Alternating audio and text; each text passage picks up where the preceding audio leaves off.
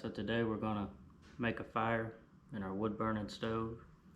This is something I've wanted for a very long time, and a good friend of mine from work had one sitting around his house. He wasn't using it anymore. He sold it to me for a very fair price, like a tenth of what it was worth, and I've got it installed now. I've run a few test runs in it, so I'm gonna make a quick video just to show a lot of people out there who are thinking about getting a wood stove, but you're kind of on the fence about it and you don't really know the best one to get.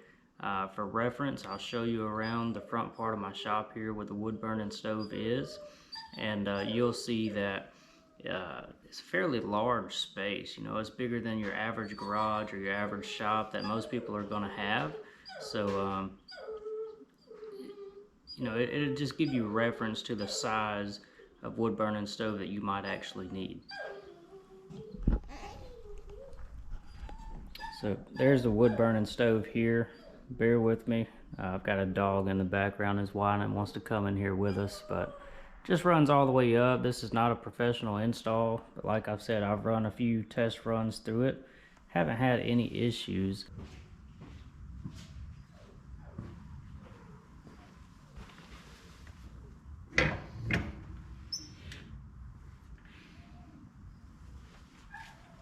Got a few large pieces in here. Some pine. Don't pick on me for burning pine. You burn what you've got. A little bit of oak. And the rest of that in there. Let's see if you can see it. I don't know if it's going to clear up in there or not, but it's mostly just ash. That's what we want to get rid of. So, I'll start by just going all the way to the back in here and just raking it forward. You want a good, clean space every time you're starting a fire, because all of this debris in here from the previous burns, and you can see that rolling out, that's a lot of ash and just trash left over. I mean, I burned some cardboard in here to help with starting the fire, and that leaves behind a ton of residue. So what all this is doing is preventing airflow. Now, if I were to set a log in here or some sticks to get the fire going right on top of all this ash, you know, this ash is going to act as an insulator up under whatever I'm burning. And that is going to prevent the airflow up underneath that fuel. And you're just not going to have a good experience. Your fire is not going to burn very well. So, I mean, this is just something that you should do every time you start a fire. And of course, I could have done this before the video, but I wanted to really press on the issue. I mean, look at all of this. That's a ton. And this is just from, you know, maybe a 2-3 hour fire in here. So let me go discard this, then I'll come back and show you how I start a fire. Watch out, buddy. All right.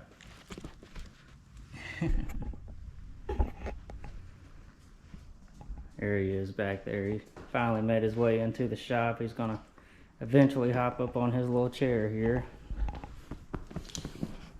Of course, this was not purchased for him, but you know how dogs are. They claim what they want. Now, I do cheat a little bit when I'm starting a fire in here, especially when it's cold. Got these little fire starter things with all of our camping gear, and they do a fairly good job. I mean, so the only thing is getting them going. They are kind of old. They've been sitting in here for a while. I don't really know what all this is made of, but it's a bunch of, looks like wood chips pressed together with some type of flammable fuel. That one actually broke off pretty good. I only used one of them. Shouldn't need any more than that. I'm gonna set these other two up here just to get them out of the way. And this one's going directly into the stove here. Now, on top of that, I'm going to use a little bit of household waste. Now, if you've just had birthdays, holidays, things like that, trash people are running late, look, just do what I do. Bring it out here to the shop, set it to the side, and use it.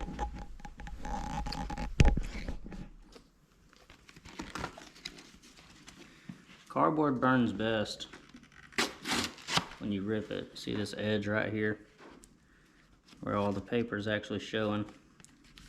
That's where you're going to get a good fire starter at.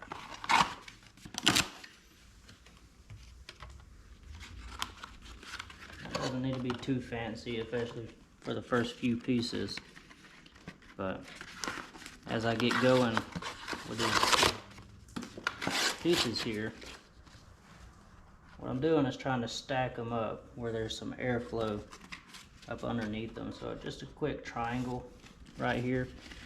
And notice I'm doing this kind of close to the front here of the wood burning stove or fireplace if that's what you're working with.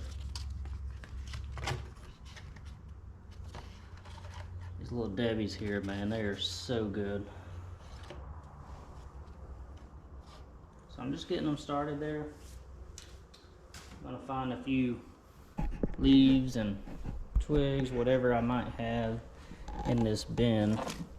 And if you don't have one of these roll around bins, I'd highly recommend it. We actually found ours at Walmart. Now they sell them, like in Georgia we have Tractor Supply and Home Depot and Lowe's. So you may have access to different stores in your location, but this is what we've got here. So just a little bit of brush is what we're going to grab. Just set that right on top of that cardboard here.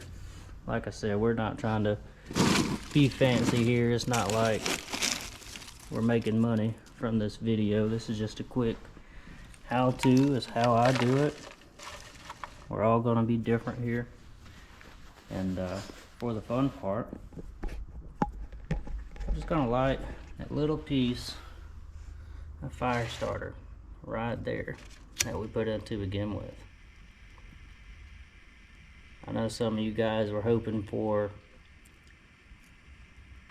me to start a fire with a rock and a spark, but I'm no survivalist. I'm just an average guy that has a shop and wants to keep it warm in here in the winter time. So I'm gonna let that go. It's gonna pick up fairly quickly, and I'll just keep feeding it.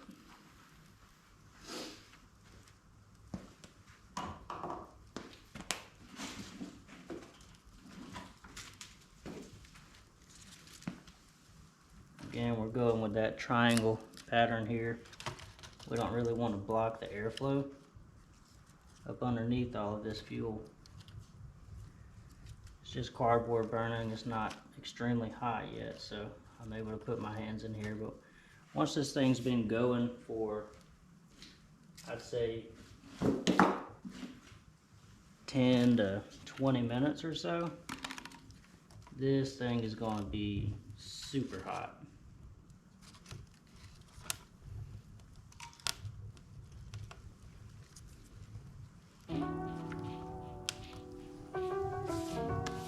Alright, so we'll let that roll.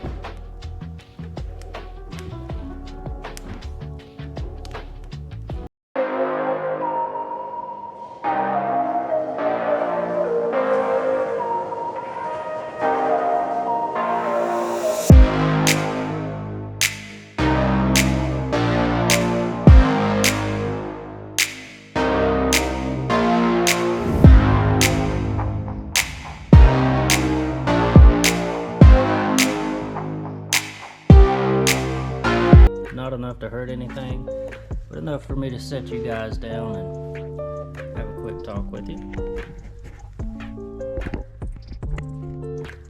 Alright, thank you for watching today. This is just a very quick video. Like I said, we've been recording for 15 minutes now, and by the time I edit this video, we might have half of that of actual usable footage.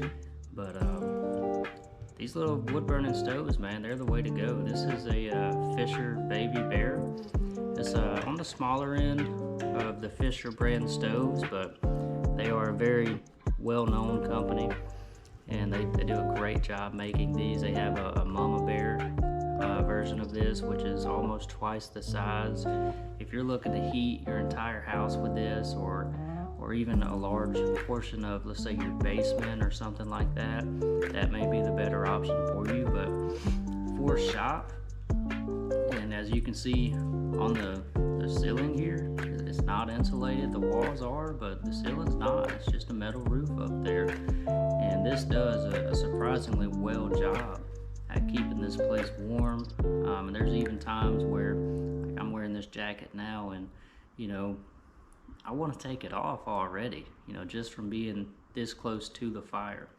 Now I'll show you a couple things you can do very quickly just to maintain the temperature on your wood burning stove if you're not familiar with it. I know if you're watching this video, you probably have an idea of what your fire needs to keep going. So let's take a look.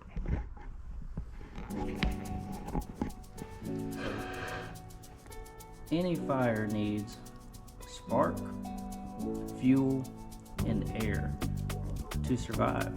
The spark is going to be from the lighter, whatever you use to start your fire. The fuel is going to be, as we started with, the fire starter thing out of the camping kit, cardboard, and small brush. And as your fire grows, you give it larger fuel, some logs. But what we can do here is manage the airflow. That's going to let it get hotter, keep it, you know, docile, or kill it out. If I were to close this door all the way and latch it, it's going to cut the airflow to it completely. So the fire is not going to be able to breathe. It's slowly going to die out. Now we've got this thing here. Push that open. And what it's going to do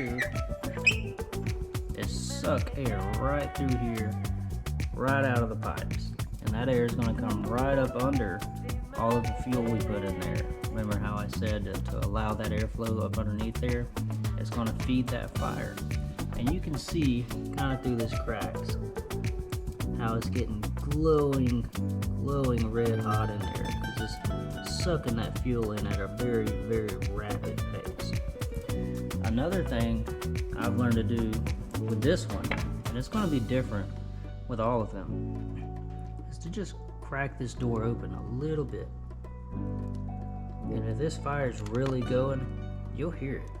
You'll hear it start sucking that air in, and it's going to sound like a jet turbine engine taking off, man. It's going to be wicked.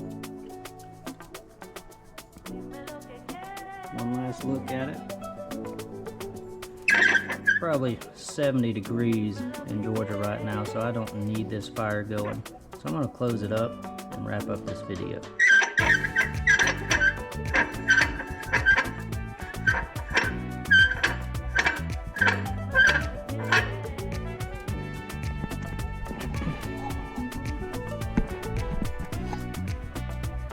Again, thank you all for watching this video. I'm new to the YouTube channel station, and I'm hoping to film a lot more content, especially right here in the shop, or motorcycle rides. If you like watching motorcycles go on highways, pavement, dirt roads, rocky roads, places you probably wouldn't take a Jeep Wrangler, then this is the channel for you. That's the things that I do. I have a couple motorcycles, as you probably saw in the back portion of the shop, one here in the front that I'm working on, and I plan on recording, you know, all of my motorcycle rides. I'm going to get better equipment with microphones, so the wind noise is down and I don't have to overload the videos with music, I'm gonna film a repair video. Like I said, there's an engine over here on the table you probably saw that in the process of repairing. I'm gonna put that back on this motorcycle right over here, which is in my profile picture, and it's also on the cover page of my channel. If you want to click on view channel, take a look at that. It's a 50-year-old Honda CB350 4-cylinder. It is a phenomenal bike, great ride, sounds amazing, and it just looks good. Now, at the time, that is probably the slowest and lowest horsepower, lowest torque 350cc motorcycle that Honda made.